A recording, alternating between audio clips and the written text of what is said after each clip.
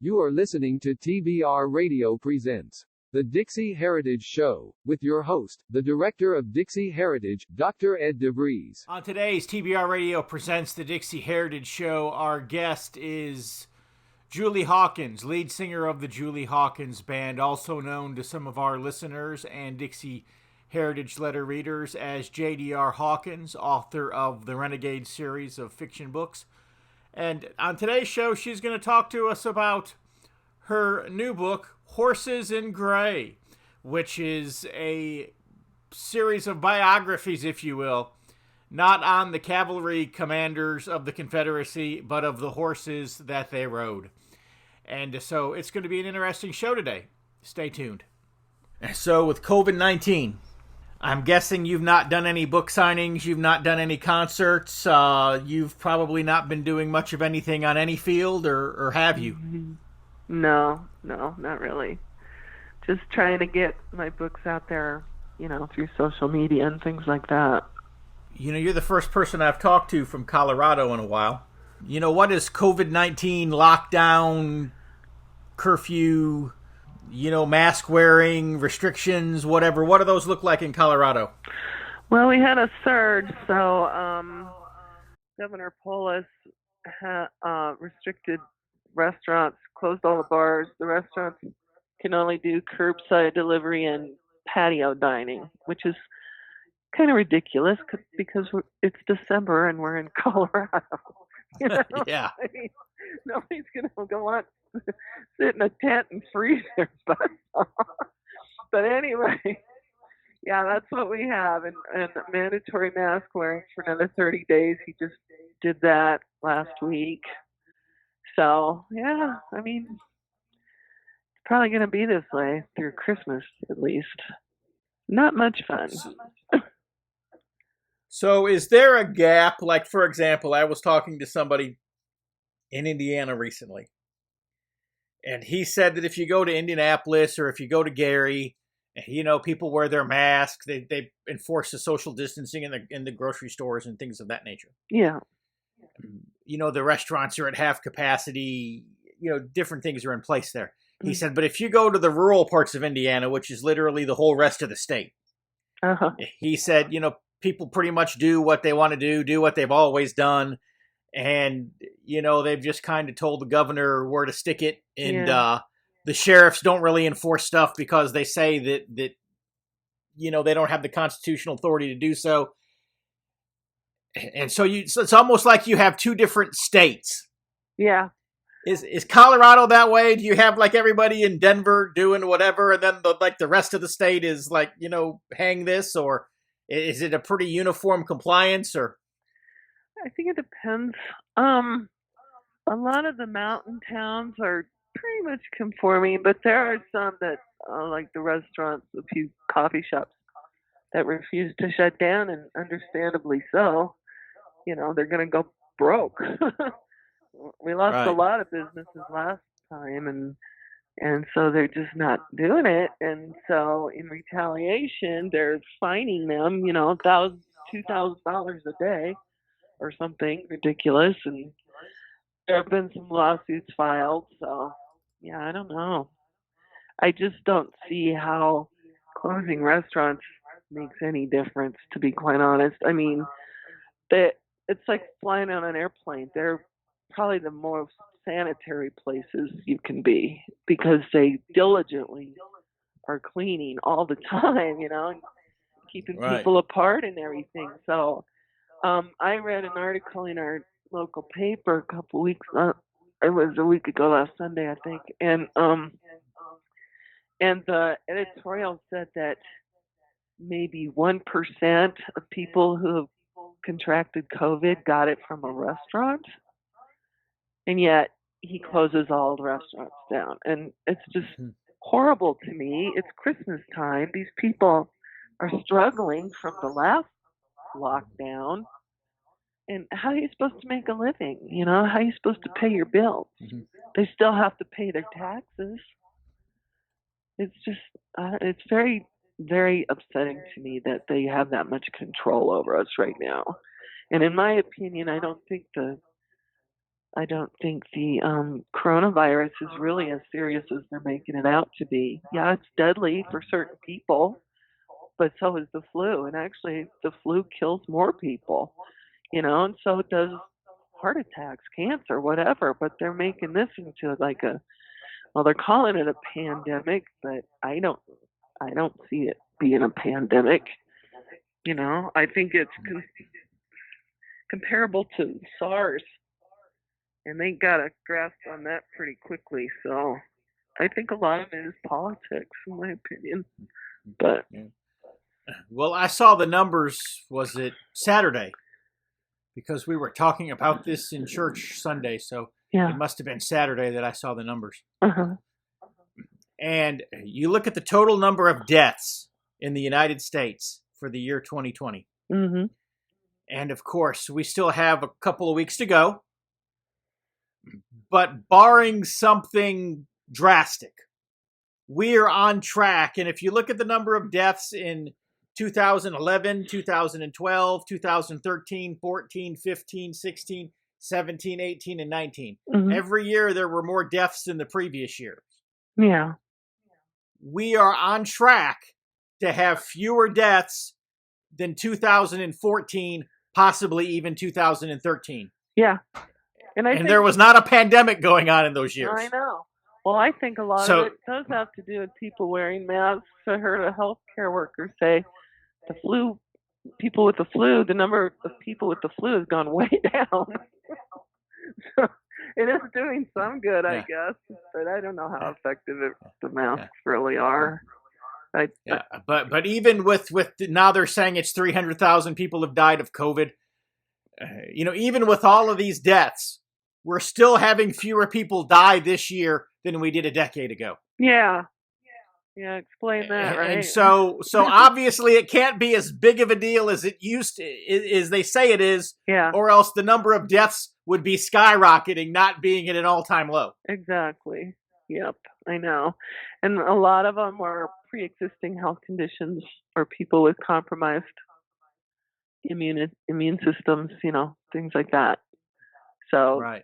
If somebody's on hospice already and they have COVID in the facility, they'll count it as a COVID death. It's like, no, that's not accurate, but they've been given hospitals extra funding for the number of COVID deaths they have. And so the numbers are way exaggerated, I think, but I kind of took it upon myself for a while there just to ask people, how many people do you know that have had COVID?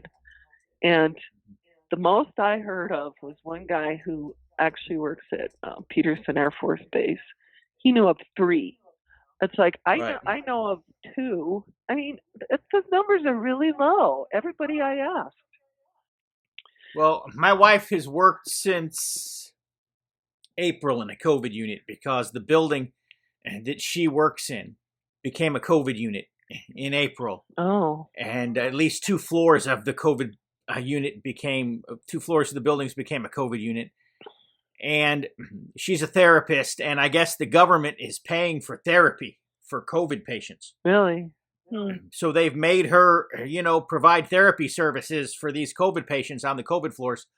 Otherwise, she would have just, steered clear of them. Yeah.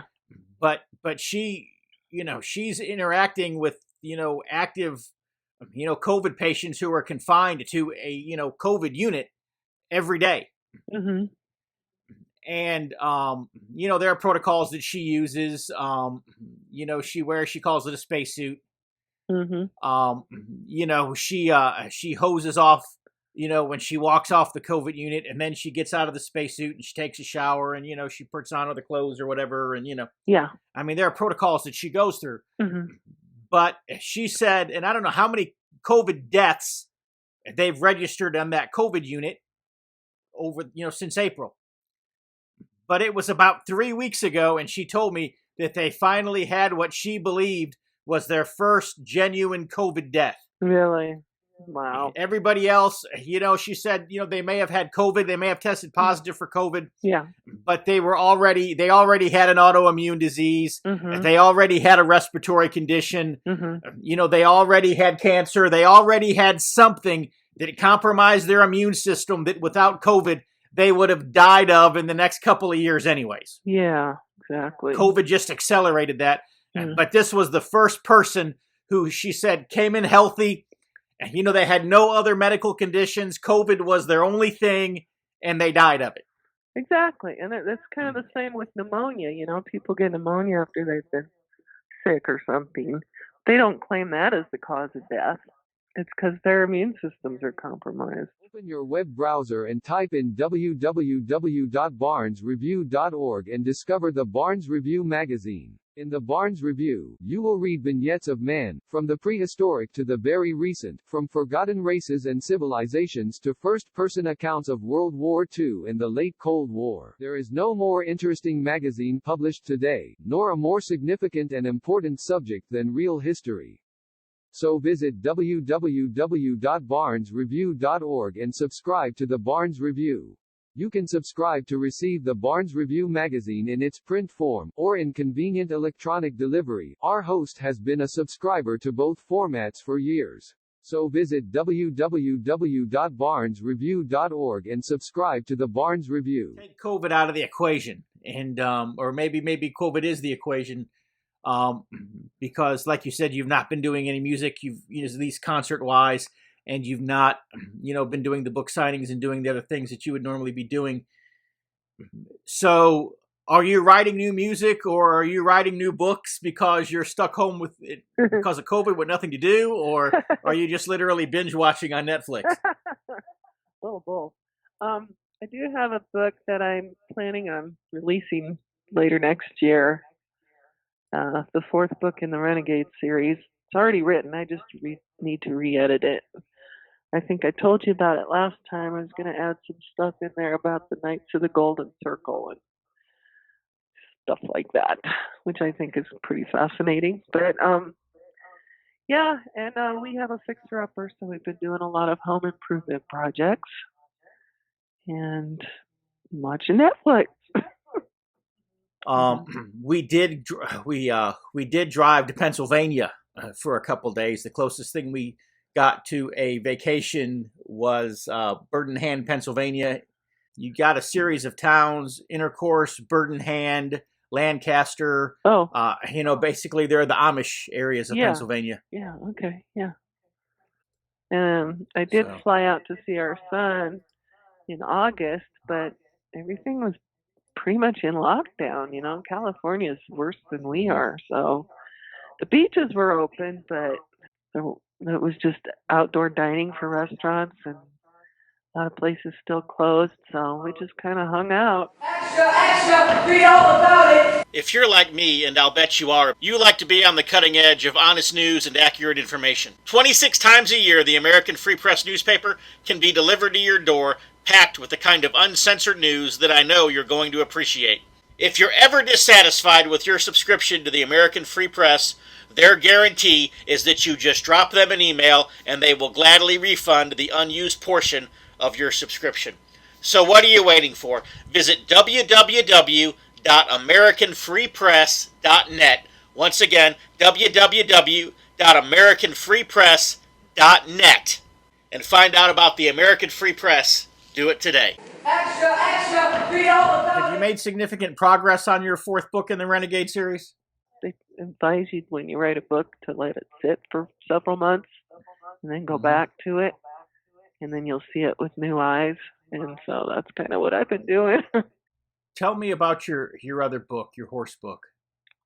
Oh, okay. It's called Horses in Gray, Famous Confederate War Horses. It's my first nonfiction book, and it doesn't have a whole lot of reviews, but it has all 5-star reviews on Amazon, which I'm pretty proud of. It just discusses Confederate war horses and their the people that they served with.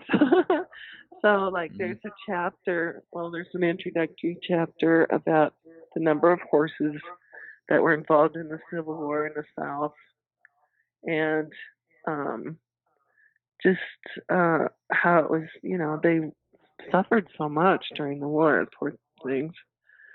They, I think cavalry horse. Typical life expectancy of a cavalry horse was only for a few months, really short. Um, there's a bunch of different chapters in here. One's about Traveler, which was Robert E. Lee's horse, one of the most famous of his horses. And then there's one about Little Sorrel, which was Stonewall Jackson's horse, and how he came about acquiring him. And then I have a chapter about Nathan Bedford Forrest's horses, and one about Jeb Stuart's horses, John Mosby. Turner Ashby had a white horse named Tom Telegraph. He died early on in the war, but he was quite the cavalier type, and riding around on a white horse like that isn't an easy target, right? Yeah. But, and then I have a few chapters of just various soldiers and their horses. And then the last chapter is about Confederate camels. So what made you decide to write a book on the horses? Well, I've always been a horse lover, and when we lived in Mississippi, we went to a Sons of Confederate Veterans. It was kind of like a picnic outing meeting thing, and they had a guy come and talk, and he was talking about the Confederate war horses, and I started getting really interested in their stories because they're basically untold or forgotten, and so I thought, well, this would make a really interesting book. Even though I'd never really attempted a nonfiction book of this magnitude, I thought I'd take it on, and it was published a few years ago with Pelican Publishing. The sad thing about it, though, is it mentions a lot of these statues of these famous equines, and some of them don't exist anymore, like Monument Avenue in Richmond. It's gone. Right. So sad. It's terrible. It just breaks my heart. And Nathan Bedford Forrest, King Philip, there's a statue of him in Forest Park in Memphis, and now they renamed the park and took down the statue. And I don't know what's going to happen next with that, because he and his wife were buried under the statue. They're talking about moving them back to Elmwood Cemetery, or I don't know what's going to happen there. I think it's just been in limbo for a while, but really weird, sad stuff, in my opinion. I don't know. Yeah. Messing with history, I don't like that. What plans do you have right now as far as promoting the horse book? I'm just gonna keep advertising it online. Pelican's really great. They've got it into a number of different national parks. One of them is Gettysburg, that they just got in earlier this year, right before COVID hit. But yeah, there's a number of parks that it's in, and I'm just gonna keep doing what I'm doing online and try and publicize it that way. I have a blog too that I have. I post blurbs of my books occasionally, and so I'm hoping that'll spark some interest in it, renewed interest, and yeah, that's about it. So, do you live in a rural setting, or do you live in town, or? I live in town in Colorado Springs. Okay, so then you don't have any horses, or? No. I've always loved them. My cousins had horses. Some still do. So we spend summers at their farm. But I'm allergic to hay, so I can't be around horses too much. I did volunteer for a while at the Colorado Horse Rescue up in Longmont, and that was fun. But, every time I'd get done helping feed the horses and things, I'd get home and I just, agony. So, yeah, I love them, but the stuff they eat doesn't love me, I guess. Okay. What are you going to do in 2021 as far as your music is concerned? Do you have any plans there? It's just a weird time, so it's hard to predict what's going to happen. Okay. Yeah. My son, the one out in California, he's a singer-songwriter, and I'm hoping maybe we can collaborate at some point and write some music together. I think that'd be really fun. I don't know how he feels about that, but yeah, I think it'd be great. So have you thought about doing any solo? Well, actually, I do have one song that I wrote, and it's on iTunes. It's under my name, Julie Hawkins, and it's called Gray is the Rose. And that was my interview with Julie Hawkins. And so what we're going to do here, we're going to break for a little commercial from Foothills Media, and then we're going to come back and we're going to have Julie Hawkins singing Gray is the Rose. Phone with our good friend Clint Lacey. So your newest project is you've started a publishing company, Foothills Media, and you'll be publishing 3 tremendous books. The first of those is your book, The Beginner's Guide to False Flags. Why don't you tell us just a little bit about that book? If you were wondering how we ended up at this point in our history and everything's going on, Beginner's Guide to False Flags takes you from the beginning of the country until the election of Donald Trump, Charlottesville, the rise of the communists, and the Russian collusion hoax. The rape of Delaware County is a story in which a United States veteran defended himself against a known drug felon, only to find out that the local police were in on it. Crooked prosecutors, and one of those prosecutors was actually arrested coming back from an island in the Caribbean in a murder for hire plot. And it just details just how corrupt one small county can be. And in the book, I said that Delaware County, Oklahoma, in the past was a safe haven for outlaws from Missouri and Arkansas. And what the reader will find out, it still is. Blood in the Ozarks, expanded second edition, 156-year-old government cover-up in which out-of-control Union officer led his men to murder men, women, and children at a Christmas gathering in the Missouri Ozarks. I founded Foothills Media in 2019 because I'm dedicated to bringing you the truth. Thank you, Clint. I know that our listeners are going to want to check out Foothills Media, so tell them how they can do so. Well, you can visit us at foothillsmedia.net, and that will take you to our website where you can browse the books, read our blog posts, and catch up on news that you won't find anywhere else in the mainstream media. foothillsmedia.net.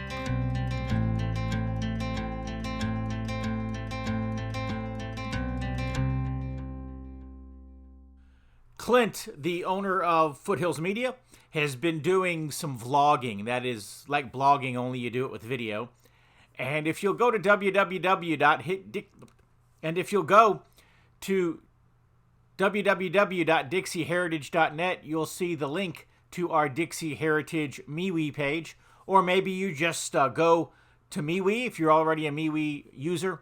Type in Dixie Heritage, find our page, and you'll see where we have posted several of Clint's video blogs or his vlogs. But now, as promised, here's Julie Hawkins singing Gray is the Rose.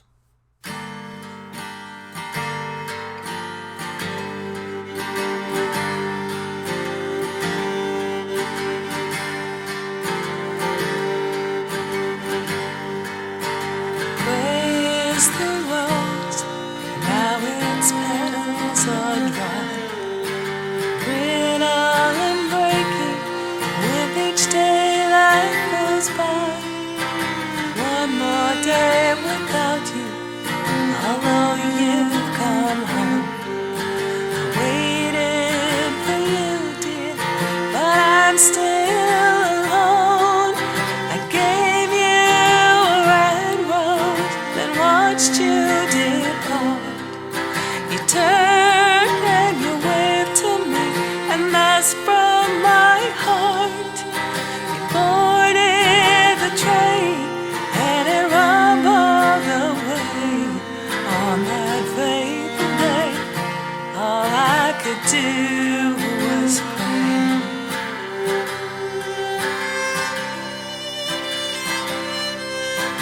Gray is the rose that was once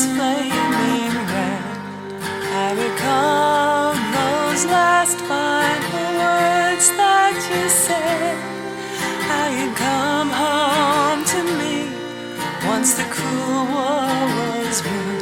We placed garlands and roses on a brave, heroic son, but the great die was cast and your blood here was spilled, red like roses flowing. Now sorrow has filled all my days with sad longing, thinking what should have been. We were vowed to be married, I cannot love again.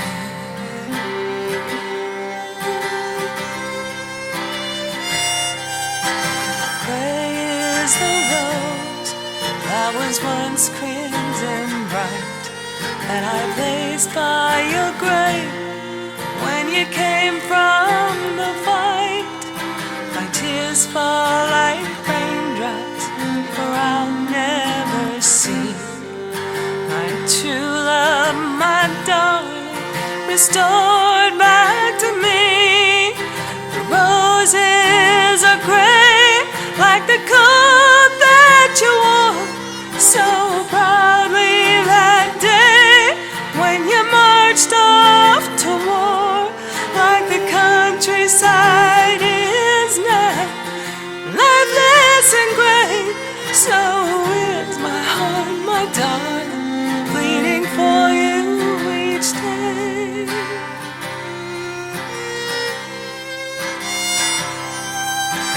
Gray is the rose that one time was scarlet. Tell me that over time I will forget. The pain will subside, the memory fade, like the red on the roses that to you I gave.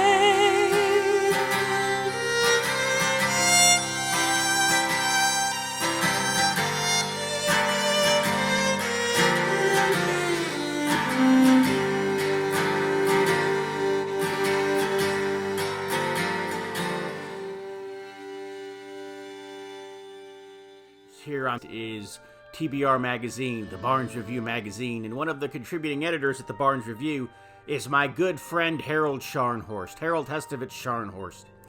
Harold is someone who I have enjoyed interviewing several times on both of my radio shows, but Harold had a tremendous story to tell. When he was a little boy, his dad basically raised the army that repelled the Nazi invasion of Norway during the Second World War. And so Harold grew up with a dad who was basically the commander of the Norwegian Armed Forces. He was the leader of the Norwegian Underground. And then when the war was over, Harold and his family immigrated here to the United States.